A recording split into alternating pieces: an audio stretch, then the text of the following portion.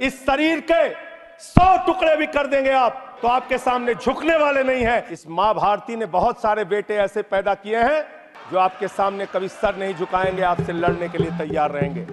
हम आ भी बढ़ते हैं तो हो जाते हैं बदनाम, और वो कत्ल भी करते हैं तो चर्चा नहीं होता। 100 साल हो गया लेकिन दिमाग अभी भी बच्चों का, अभी बच्चों की तरह खेल रहे हैं।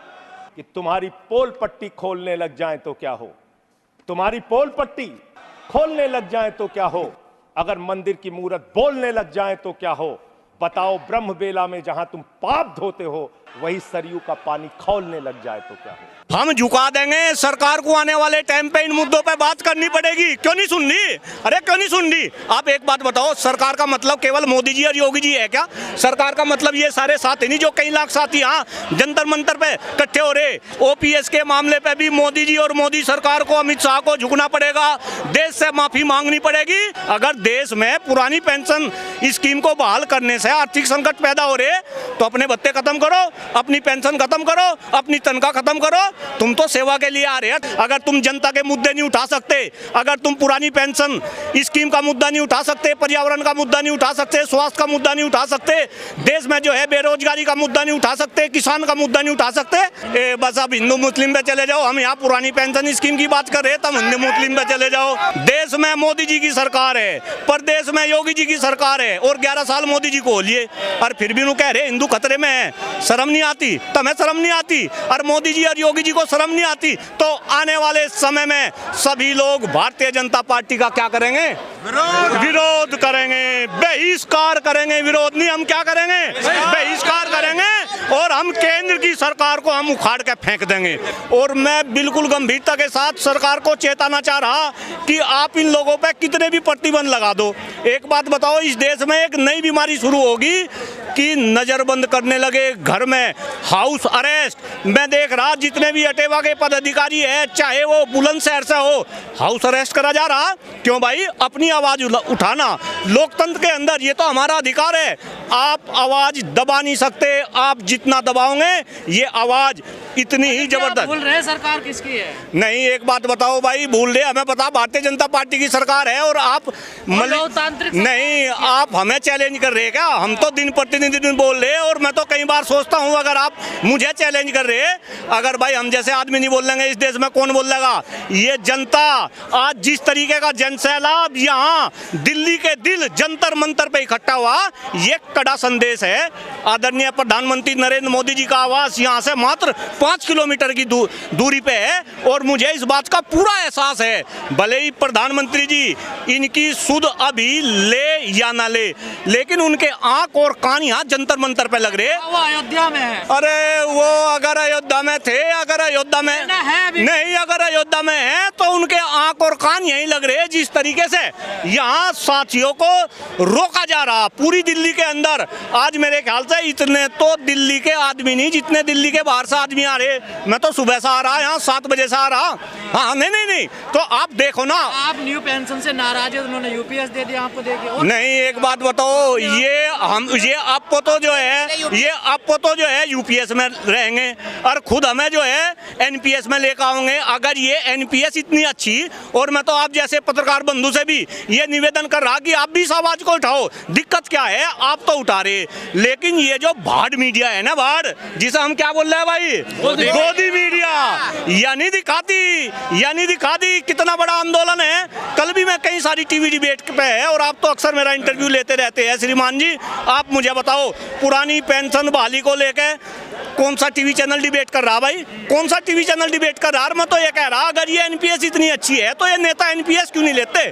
खुद तो ये 4 पेंशन लेंगे, 8 पेंशन लेंगे, खुद तो ये मलाई मारेंगे, और हमें कर्मचारियों को ये सेपरेटा दूध देंगे पिलाने के लिए। समस्या क्या है? आपने इतनी बड़ी रैली रामलीला मैदान में की, आपके पीछे लाखों का जन सैलाब है, फिर सरकार आखिर बात क्यों नहीं मान रही आपकी? नहीं, सरकार बात मानने की, और ऐसा नहीं सरकार बात नहीं मान रही। आप देखो, अलग आपने कहा राज्यों के विकास से ही देश का विकास होता है।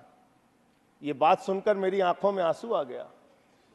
इतनी बढ़िया बात, इतना उदार हृदय आपका, वाह वाह वाह वाह वाह वाह।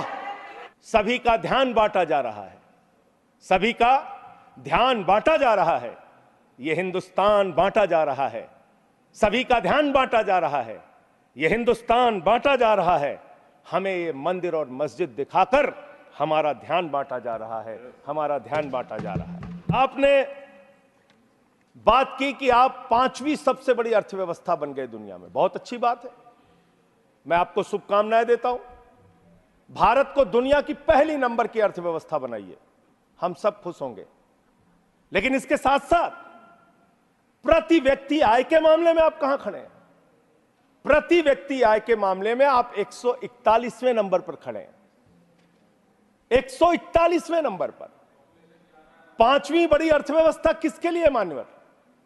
चंद पूंजीपतियों के लिए, जिनका लाखों करोड़ रुपए बैंक का कर्जा माफ किया गया। यह किसके लिए मान्यवर? 20,000 करोड़ रुपए लेके नीरव मोदी भाग गया, 10,000 करोड़ रुपए लेके विजय माल्या भाग गया, 3,000 करोड़ लेके ललित मोदी भाग गया। ये कौन है? ये कौन है बड़े बड़े पूंजीपति? 3,53,000 करोड़ रुपए बैंक सेटलमेंट के, 3,53,655 करोड़ रुपए बैंक सेटलमेंट के नाम पे 43 कंपनियों का माफ किया गया, 43 कंपनियों का। इसका रिकॉर्ड आपके सामने मैं रख दूंगा। मान्यवर, संपत्ति आप कहां पहुंचा रहे हैं, किसको पहुंचा रहे हैं, किस लिए आप काम कर रहे हैं, किसके लिए काम कर रहे हैं, यह पूरे देश को जानना चाहिए। जब व्यक्ति अहंकार में होता है तो उसको कुछ दिखाई नहीं पड़ता। मान्यवर, रावण भी अहंकार में था, उसने लगा प्रभु श्री राम वनों में रहने वाले, जंगलों में रहने वाले, वो मेरा क्या बिगाड़ पाएंगे। लेकिन भालुओं की, बानरों की सेना बनाकर लंका को आग लगाने का काम प्रभु श्री राम ने किया, रावण का नाश करने का काम प्रभु श्री राम ने किया।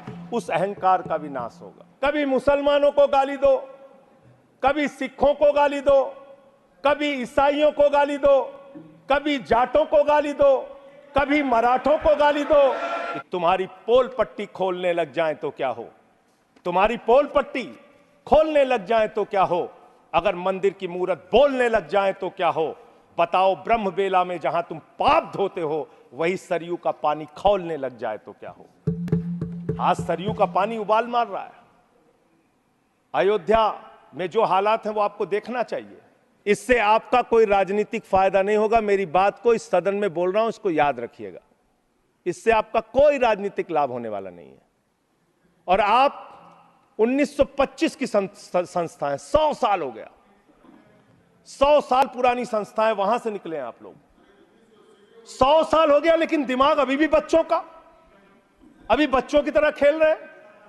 अरे मैं राजनीति में आया डॉक्टर लोहिया को पढ़ के, लोकनायक जयप्रकाश नारायण को पढ़ के, राष्ट्रपिता महात्मा गांधी को पढ़ के, शहीद आजम भगत सिंह को पढ़ के। इस शरीर के 100 टुकड़े भी कर देंगे आप तो आपके सामने झुकने वाले नहीं हैं, आपसे लड़ेंगे और जीतेंगे। आप डालिए, उत्पीड़न कीजिए, जितना करना चाहते हैं आप कीजिए उत्पीड़न। 6 महीने जेल में रखा आपने सोचा आपके सामने नतमस्तक हो जाएंगे। इस मां भारती ने बहुत सारे बेटे ऐसे पैदा किए हैं जो आपके सामने कभी सर नहीं झुकाएंगे, आपसे लड़ने के लिए तैयार रहेंगे। याद रखिएगा। एक ही बात कह के अपनी बात को खत्म करूंगा कि अभी सवेरा है। अगर आप सही रास्ते पे आ जाएंगे तो अच्छा है। अहंकार के रास्ते पे विनाश ही मिलेगा, आपको विकास नहीं मिलेगा।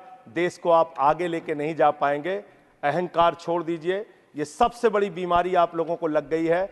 सबका मजाक उड़ाना, सबको गालीबाजी करना, ये सब छोड़ दीजिए। इससे आपका कोई फायदा होने वाला नहीं है। इनके लिए बहुत अच्छी लाइन है, वो मैं कहना चाहता हूं। बहुत ही अच्छी लाइन आप लोगों के लिए लिख कर लाया था कि किस तरह से आप लोग मुद्दों से ध्यान हटाना चाहते हैं।